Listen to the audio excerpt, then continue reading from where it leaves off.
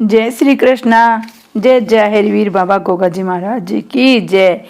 भादो मास में गोगा जी चरित्र का 21वां दिन हम सब मिलके सुनेंगे। जय गोगा जी महाराज जी की जय। हमने सुना रानी सीरियल बाग में बिना झूले वापिस आ जाती है, अपने जेठों द्वारा अपमान सहन नहीं कर पाती और रानी सीरियल लौटकर झूले वापस की घटना अपने सास पाछल को सारी बताती है। भक्तों, यहाँ की बात यहीं छोड़कर अब गोरख टिले पहुँचते हैं। अपने गुरु दर्शनों के वास्ते ओगनाथ जी पधारे। वे अपने गुरु को प्रणाम कर बोले, गुरु जी बहुत सारे ऊंट सामान से लदे बाहर खड़े हैं। गुरु बोले, उनमें क्या है?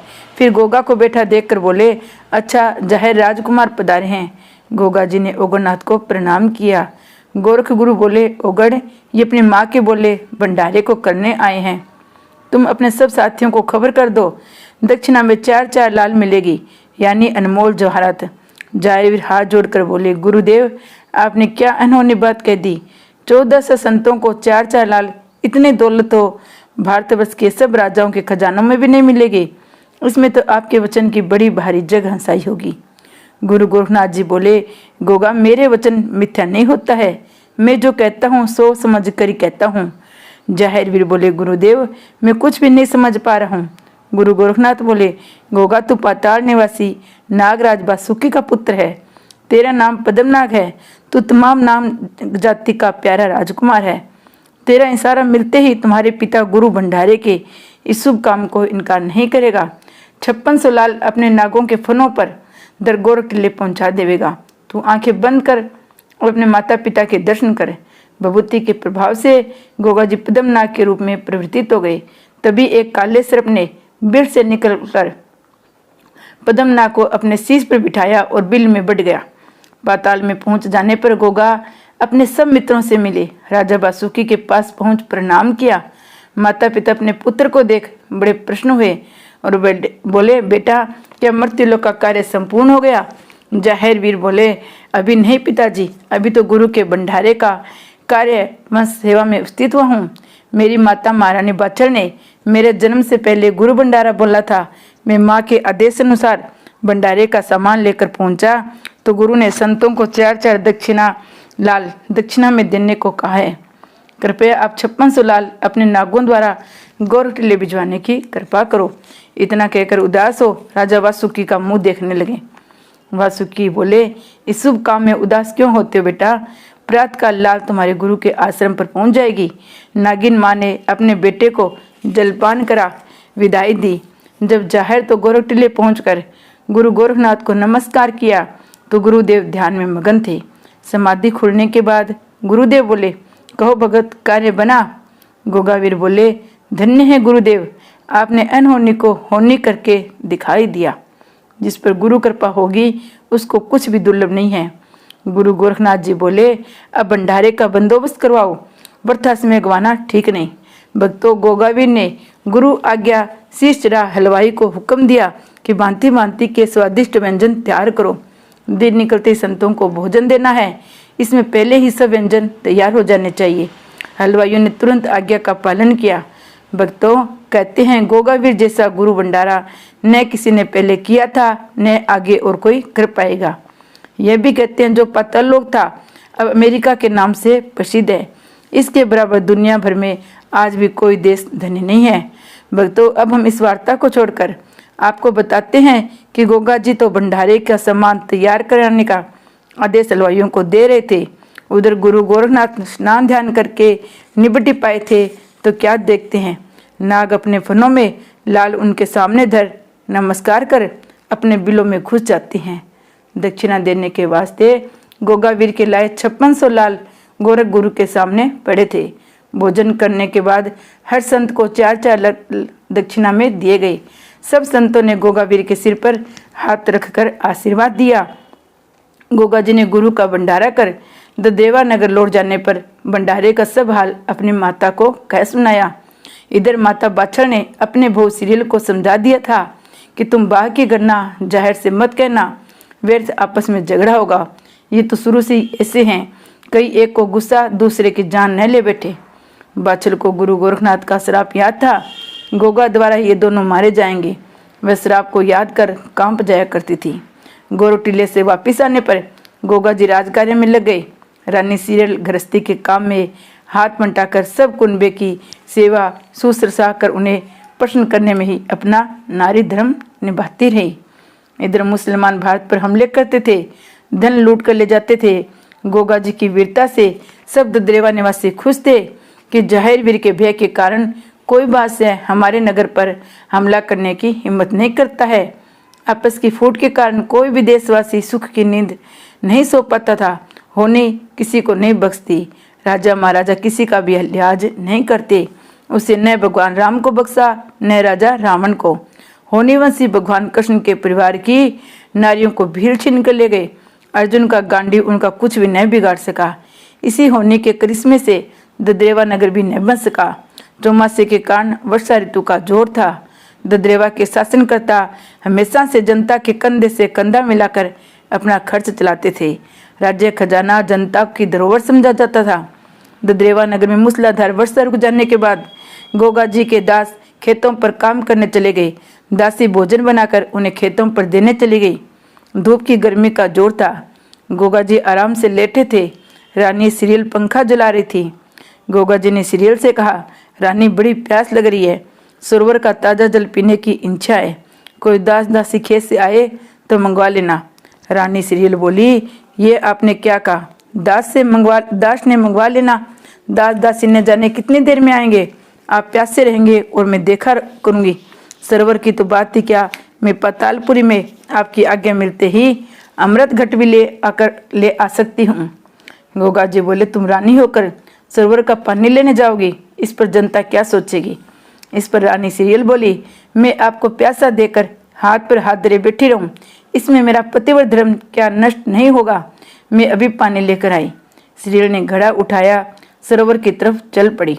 अर्जन सर्जन ने जब सीरियल को सरोवर की तरफ जाते देखा तो गोगा को नीचा दिखाने की गढ़ से सीरियल के पीछे पीछे सरोवर पर जा पहुंचे।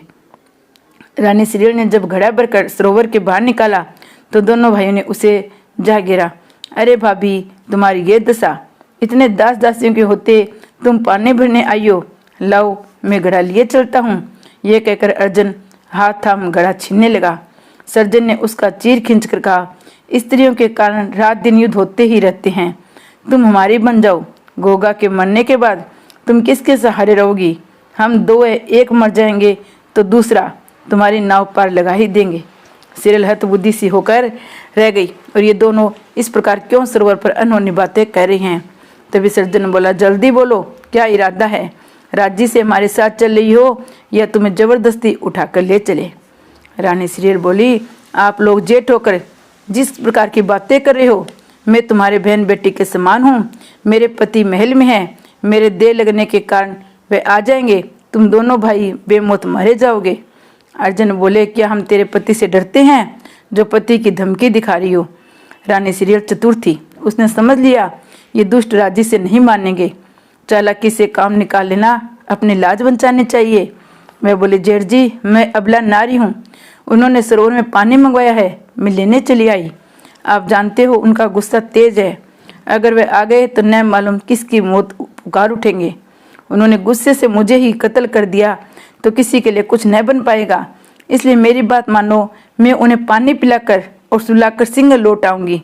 जहाँ तुम कहोगे तुम्हारे साथ चलने में मुझे कोई उजर नहीं है। उन दोनों भाइयों को रानी सीरियल की बात पसंद आ गई। सीधी उंगली से घी निकल आए तो व्यर्थ ही टेढ़ी करने से क्या लाभ है। ऐसा सोचकर रानी सीरियल को उन्होंने जाने दिया। अर्जुन सर्जन की बेहदी हरकत के कारण रानी सीरियल कांपती कांपती गुस्से से भरी महल में जा पहुंची और घट को प्लेंडी पर रख झारी में पानी ले गोगा जी के सामने झारी पकड़ा दी। गोगा जी ने हंसमुख चेहरे के बजाय रानी की शक्ल देखी, फिर भी उन्होंने ध्यान न देकर जल पीना शुरू कर दिया। अभी 2-4 घूंटी पिए होंगे तभी रानी सीरियल को रोते हुए सिसकियां भरते देखा। अपने प्राण प्रिय को रोते देख गोगा जी घबराकर बोले, क्या हुआ? रोने का क्या कारण है? रानी सीरियल ने अर्जुन सर्जन दोनों भाइयों की कमीनी हरकत गोगा जी को सुना दी। जाहिर वीर चौहान सब घटना सुन गर्ज उठा। झट से नीले घोड़े की नंगी पीठ पर सवार होकर अपने 5 हथियार ले पहुंच गया, जहां पर दोनों रानी सीरियल की प्रतीक्षा कर रहे थे। अर्जुन वृक्ष की छाया में सो रहा था। सर्जन सीरियल की बाट जो रहा था। तभी उसने देखा सीरियल के स्थान पर नीला घोड़ा तीर की माफिक दौड़ता चला आ रहा है। उस पर जाहिर वीर सवार है। अर्जुन सर्जन को भागने का मौका भी न मिल पाया कि गोगा वीर का घोड़ा साजन के सामने था। गोगा जी बोले, बुज़दिलो, तुम्हें मैं भागने नहीं दूंगा। यह कहकर भाले का वार किया। एक ही बार में सर्जन का सिर धड़ से अलग होकर धरती पर जा गिरा। सर्जन के मरते ही अर्जुन को ललकारा। उसने भागने का विचार किया, तब तक अपने तेंगे से एक ही बार में धड़ से गर्दन जुदा कर दी। दोनों भाइयों के धड़ पेड़ की जड़ में ही छोड़कर दोनों सिरों को चोटी भाले की नोक में बांध महल में आ पहुंचे। जब जाहिरवीर नीले को तेजी से सरोवर की तरफ ले गए, तभी नीले घोड़े की टापों की आवाज से माता बाछल जाग गई थी। गोगावीर भाले की नोक पर दोनों भाइयों के शीश लटकाए आ पहुंचे। अपने अपमान का बदला चूक जाने के कारण सीरियल का चेहरा खुशी से मारे खिल उठा। अर्जुन सर्जन का मरा देखकर माता बाछल बेचैन हुई और गुस्से में भरकर बोली, हत्यारे, आखिर मेरी बहन का वंश मिटा ही दिया। मूर्ख, तूने ये भी न सोचा कि दोनों भाई मेरा दाहिना हाथ है, जिसकी वजह से दुनिया भय खाती है कि 3 भाई है। तुझे अकेला देकर कोई भी दुश्मन चटनी की तरह पीस देगा। तूने अपनी बाजू आप ही काट डाले। मेरे सामने से चला जा, मैं इसे हत्यारे का जिंदगी भर मुंह न देखूंगी। ये कहकर अपने कमरे में चली गई। भक्तों, गोगा जी ने नीले का मुख दरवाजे की तरफ घुमा दिया। ये कहकर वह चल दिए। माँ, तेरा हुक्म सर माथे, मैं तुझे कभी अपना मुंह नहीं दिखाऊंगा। अगर होने वश देखना भी पड़ गया तो मैं धरती में समा जाऊंगा। इतना कहकर जब चलने को हुए, तभी रानी सीरियल तीर की माफिक दौड़ी आई। नीले घोड़े की बाग पकड़कर बोली, स्वामी, मेरी क्या खता, मैं यहाँ किसके सहारे रहूंगी? मैं भी आपके साथ चलूंगी। गोगा जी बोले, रानी, मेरा कोई ठिकाना नहीं, मैं तुम्हें कहाँ कहाँ लिए फिरूंगा। रानी सीरियल बोली, तो आप मुझे दर्शन देते रहने की प्रतिज्ञा करें। गोगा जी बोले, रानी, चिंता न करो, मैं नित्य ही तुम्हारे महल में आकर विश्राम किया करूंगा और ये बात किसी को बताना नहीं। रानी सीरियल ने घोड़े की लगाम छोड़ दी, पर अपने पति को विदा करते समय आंखों से नीर बहना जारी हो गया। जाहिरवीर घोड़ा दौड़ाकर गोरख टिले पहुंचे। गुरु चरणों में जा प्रणाम किया। गुरु ने पूछा, कहो भगत, कैसे आयो? अभी तो भंडारा करके गए ही थे। गोगा जी बोले, अंतर्यामी गुरु से कुछ भी नहीं छिपा सकता। मैं सिर्फ इतना ही बता सकता हूँ कि मैं पूर्ण रूप से आपकी शरण में आया हूँ। आप शरण में आए की रक्षा करो। गुरुदेव बोले, गोगा, मैं शरण की बात पीछे पूछूंगा, अभी तो ये पूछ रहा हूँ कि यहाँ क्यों आए हो? गोगा जी बोले, तपस्या करने। गुरु ने कहा, जैसी तुम्हारी मर्जी। गोगा जी दिन में तपस्या करते, रात को प्रतिज्ञा अनुसार सीरियल के महल में पहुंच जाते। ब्रह्म मुहूर्त से पहले ही उठकर सुबह गोरख टेले आ जाते। यही क्रम काफी समय तक चला। रानी बाछल राजकाज करती, मन ही मन झुंझलाती रहती। इधर गोगा जी विचारते, चोरी सदैव छिप नहीं सकती, अगर किसी दिन माँ ने देख लिया तब क्या होगा। इसलिए गुरु सेवा में सुबह सुबह ही पहुंच अपनी माँ से हुई प्रतिज्ञा की बात बताई। गुरु गोरखनाथ बोले, बेटा, शास्त्रों का मत है, प्रतिज्ञा करना निभाने वाला व्यक्ति नरलोक में स्थान पाता है। मैं तुम्हें ऐसी राय कभी नहीं दूंगा जो तुम्हारी प्रतिज्ञा टूट जाए। होते होते तीजों का त्योहार फिर आ पहुंचा। रानी सीरियल श्रृंगार कर मांग भरकर तीज जुड़ने का आज्ञा अपनी सास के पास मांगने को पहुंची। बाछल माता अपने बहू का श्रृंगार देखकर बोली, जब मेरा बेटा घर छोड़कर चला गया तो ये हार श्रृंगार किसके लिए पर करती है? रानी सीरियल बोली, माता जी, तुम्हारा बेटा तुमसे रूठ कर चले गए हैं, मेरे पास तो नित्य रात को आती हैं। माता बोछल बोली, झूठी कहेंगी, मैं जब तक अपनी आंखों से नहीं देख लूं सच नहीं मान सकती। रानी सीरियल और बाछल तथा पड़ोस की सब स्त्रियां तीज झूलकर बाग से लौट रही थी। रानी बाछल भोजन करके अपने कक्ष में सो गई। अपने प्रमुख बांदी मुंगादे को वहीं पर छोड़ दिया और बोली, जाहिरवीर जब आने लगे तो मुझे जगा देना, मैं उससे 2 बात करूंगी। गोगा जी रोज की तरह आज भी ठीक समय पर रानी सीरियल के कक्ष में आए। रात भर आराम किया। सुबह को जब जाने हुए तभी मुंगादे ने माता बाछल को खबर दी कि आपका बेटा जाने वाला है, पो फट चुकी है। मुख्य द्वार के पास ही वह नीले घोड़े पर चढ़ी रहे थे। तब तक माता बाछल आ पहुंची। वह चाहती थी बेटा मेरे चरण छूकर क्षमा मांगे, मगर जाहिरवीर ने माता को बोल सुनते ही मुंह फेर लिया। इतने में काछल भी आ पहुंची और बोली, बहन, जो होना था वो हो गया, तो क्यों कुटुंब का बेड़ा गर्क करने पर तुली है। अगर गोगा को तू नहीं मना सकती तो मैं बनाए लेती हूँ। तुम्हारे कले से अर्जन सर्जन तो आ नहीं पाएंगे। मौसी काछल और माता बाछल की बातें करते देख गोगावीर ने घोड़ा बढ़ा दिया। काछल आवाज देती रही।